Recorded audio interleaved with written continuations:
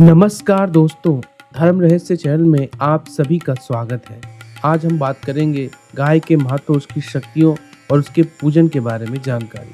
हिंदू सनातन धर्म में गाय का अत्यंत महत्वपूर्ण स्थान है और इसे वैदिक परंपरा से ही विशेष स्थान प्राप्त है। गाय को माता के रूप में पूजा जाता है, जिसे गौ माता कहा जाता है।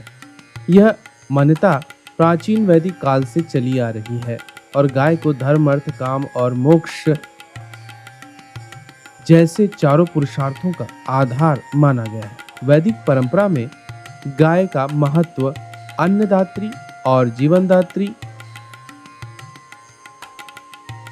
गाय को अन्नदाता के रूप में देखा जाता है क्योंकि यह दूध देती है, जिससे घी, दही, मक्खन जैसे अनेक उत्पाद प्राप्त होते हैं। वैदिक यज्ञों और धार्मिक अनुष्ठानों में घी का विशेष स्थान है और इसे शुद्धिकरण का प्रतीक भी माना जाता है। अन्नदात्री और जीवनदात्री, समृद्धि और संपन्नता का प्रतीक। वैदिक ऋचाओं में गाय को समृद्धि का प्रतीक बताया गया है। गोधन यानी गायों का धन एक परिवार या राजा की संपत्ति और शक्ति का मापदंड होता था। जिस व्यक्ति के पास अधिक गाय होती थी, उसे समाज में सम्मान प्राप्त होता था। गाय का धार्मिक और आध्यात्मिक महत्व भी है क्योंकि समृद्धि का प्रतीक से माना गया है। गाय को पवित्र माना गया है क्योंकि उसकी सभी क्रियाओं में शुद्धता और दिव्यता का भाव होता है। ऋग्वेद हो और अथर्ववेद में उसकी महत्ता और उसकी पूजा का वर्णन मिलता है। गाय को देवताओं के आशीर्वाद के रूप में देखा जाता है और इसे पालन पोषण करने वाली माता का दर्जा दिया गया है। गाय के पंचगव्य के उपके की बात की जाए तो फिर गाय बहुत ही सुंदर पंचगव्य दूध, दही, घी, गोबर और गोमूत्र का धार्मिक अनुष्ठानों में अत्यधिक महत्व है। यह सभी तत्व पवित्र माने जाते हैं और विभिन्न उपचारों और शुद्धिकरण के कार्यों में उपयोग किए जाते हैं। अहिंसा और करुणा का प्रतीक भी गाय को माना गया है क्योंकि पंचगव्यों का प्रयोग इसमें होता है। अहिंसा और करुणा की गाय हमेशा प्रतीक मानी गई है। हिंदू धर्म में अहिंसा का एक प्रमुख सिद्धांत है और गाय के प्रति करुणा और देखभाल का भाव अहिंसा के सिद्धांत का पालन है। गाय को मारने या उसका अपमान करना गंभीर पाप माना जाता है। धार्मिक और सामाजिक संरचना में गाय अहिंसा और करुणा की प्रतीक मानी गई है। गौ की भूमिका, गौदान को हिंदू धर्म में सबसे बड़ा पुण्य का कार्य माना गया है। यज्ञ, पूजा पाठ, अन्य धार्मिक क्रियाओं में गाय की उपस्थिति शुभ मानी जाती है।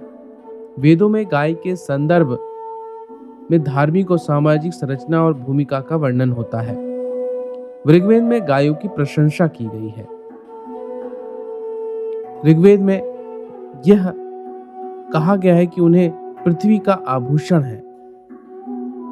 यजुर्वेद में गाय की सेवा और महत्ता को बताया गया है, जिसमें संरक्षण धर्म का अभिन्न अंग मिल जाता है। और कामधेनु गाय से संबंधित जो कथा है वह हिंदू धर्म के पौराणिक ग्रंथों में विशेष रूप से उल्लेखित है। कामधेनु, जिसे सुरभि भी कहा जाता है, स्वर्ग में रहने वाली एक दिव्य गाय है जो इच्छाओं को पूरा करने की क्षमता रखती है। यह कथा कई पुराणों में मिलती है, जिसमें कामधेनु को सभी देवताओं की मातृ रूपा और ब्रह्मा द्वारा बनाई गई दिव्य गाय के रूप में वर्णित किया गया है। समुद्र मंथन की कथा। समुद्र मंथन की कथा में वशिष्ठ और विश्वामित्र की कथा आती है। वशिष्ठ और विश्वामित्र की कथा कामधेनु का धार्मिक और कामधेनु गाय से जुड़ी हुई सबसे प्रसिद्ध कथा ऋषि वशिष्ठ और राजा विश्वामित्र के बीच में घटित हुई थी। कथा के अनुसार राजा विश्वामित्र एक शक्तिशाली राजा थे जो एक बार अपने अनुयायियों के साथ ऋषि वशिष्ठ के आश्रम में गए थे। वहां वशिष्ठ ऋषि ने राजा और उनके सैनिकों का स्वागत किया और उन्हें भोजन कराया। राजा ने यह देखकर आश्चर्य किया कि वशिष्ठ एक तपस्वी होने के बावजूद इतने भव्य भोजन की व्यवस्था कैसे कर पाए हैं। तब वशिष्ठ ने उन्हें बताया कि यह सब कामधेनु गाय की कृपा से संभव हुआ है, क्योंकि यह एक इच्छा अनुसार कुछ भी उत्पन्न कर सकती है। राजा विश्वामित्र ने कामधेनु की महानता जानकर उसे प्राप्त करने का विचार किया। उन्होंने वशिष्ठ से गाय मांगी, किंतु वशिष्ठ ने कहा यह गाय केवल यज्ञों और देवताओं के लिए ही है और इसे नहीं दिया जा सकता। इस पर विश्वामित्र ने बलपूर्वक गाय को ले जाने का प्रयास किया, लेकिन कामधेनु की दिव्य शक्ति के सामने उनकी कोई शक्ति काम नहीं आई।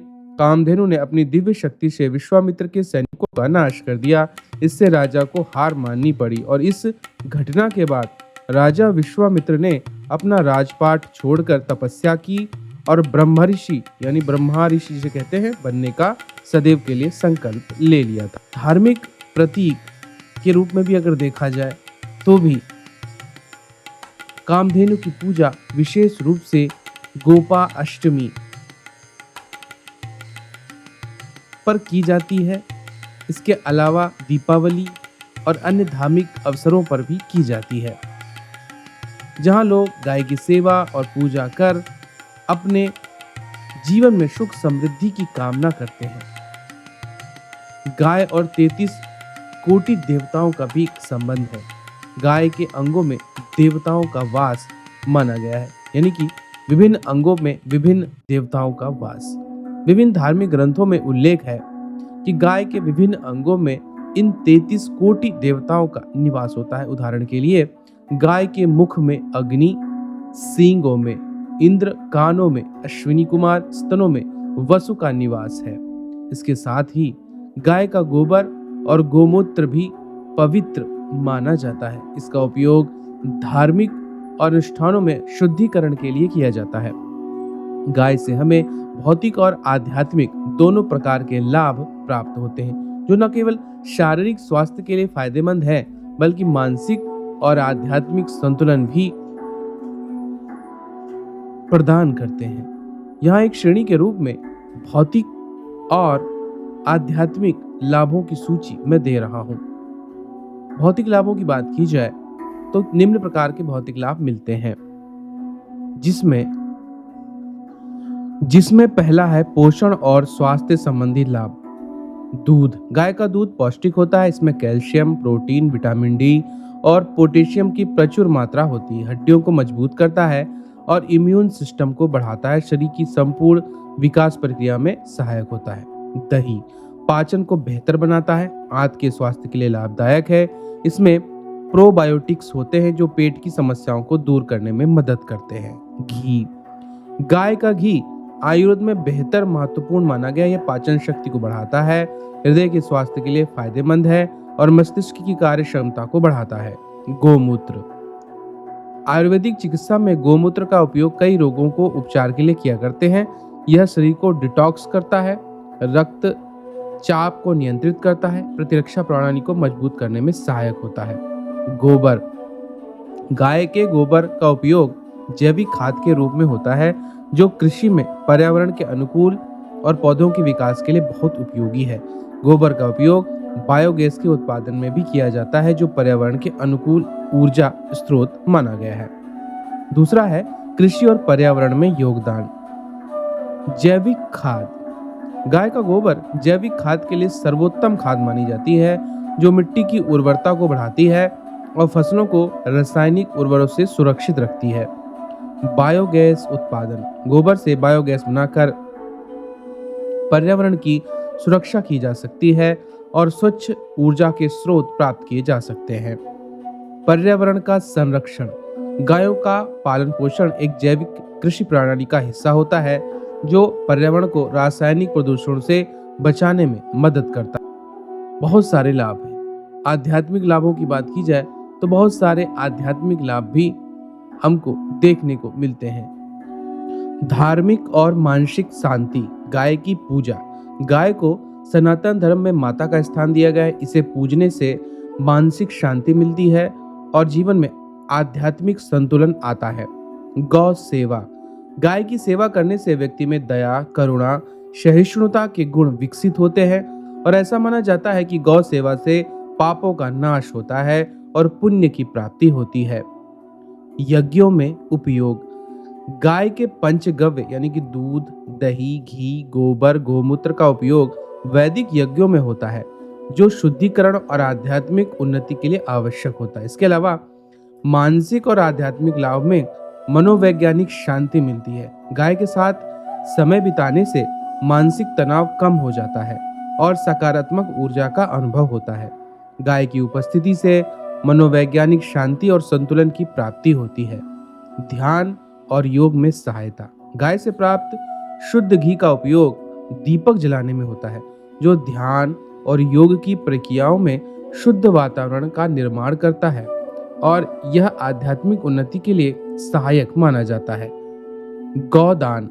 सनातन धर्म में गौदान को सबसे बड़ा दान माना गया है और इसे करने से मोक्ष की प्राप्ति होती है और जीवन में शांति की अनुभूति होती है।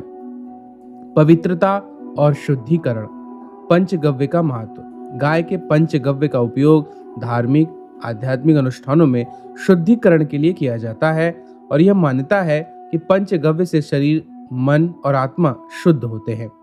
धार्मिक अनुष्ठानों में उपयोग भी गौ माता से प्राप्त सभी पदार्थ जिसमें दूध, दही, घी, गौमूत्र और गोबर विभिन्न धार्मिक अनुष्ठानों में उपयोग किए जाते हैं, जो पवित्रता और शुद्धि का प्रतीक है, जिसमें सांस्कृतिक और सामाजिक लाभ भी हमें मिलते हैं देखने के लिए।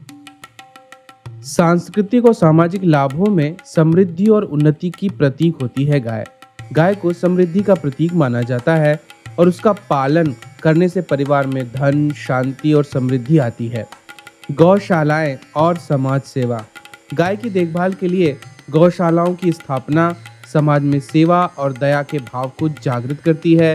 सामुदायिक सहयोग बढ़ता है और गौशालाओं के माध्यम से गायों का संरक्षण होता है। इसीलिए गौशालाओं को निश्चित रूप से प्रत्येक हिंदू सनातनी व्यक्ति को दान भी देना चाहिए, ताकि गौशालाओं की स्थिति सदैव अच्छी बनी रहे। इस जगह गायों की विशेष रूप से अच्छी प्रकार से सेवा की जाती है। गौशालाओं के माध्यम से हम गायों को एक उचित वातावरण प्रदान कर सकते हैं, जिससे उनकी सेवा का पूरा मौका मिल सकता है। और सुझाव के रूप में अगर देखा भी जाए तो प्रत्येक मंदिर में एक गौशाला होनी आवश्यक है, ताकि जब लोग मंदिर जाएं तो साथ ही साथ गौ देवी की पूजा भी कर सके, जिनमें 33 कोटि देवताओं का वास माना जाता है। तो अगर गुप्त साधनाओं की बात की जाए तो विभिन्न प्रकार की साधनाएं, जिसमें कामधेनु साधना, गौ योगिनी साधना, गौ भैरवी साधना इत्यादि कुछ तांत्रिक साधनाएं तंत्र विज्ञान में वर्णित है। इससे हम गौ की महानतम देवी शक्तियों को सिद्ध करके अतुलनीय लाभ प्राप्त कर सकते हैं, जिसके विषय में भविष्य में मैं आपको अवश्य ही बताऊंगा। अगर आपको आज का यह मेरा वीडियो पसंद आया है तो आप इस चैनल को लाइक, शेयर और सब्सक्राइब करें। आप सभी का दिन मंगलमय हो। जय मां पराशक्ति।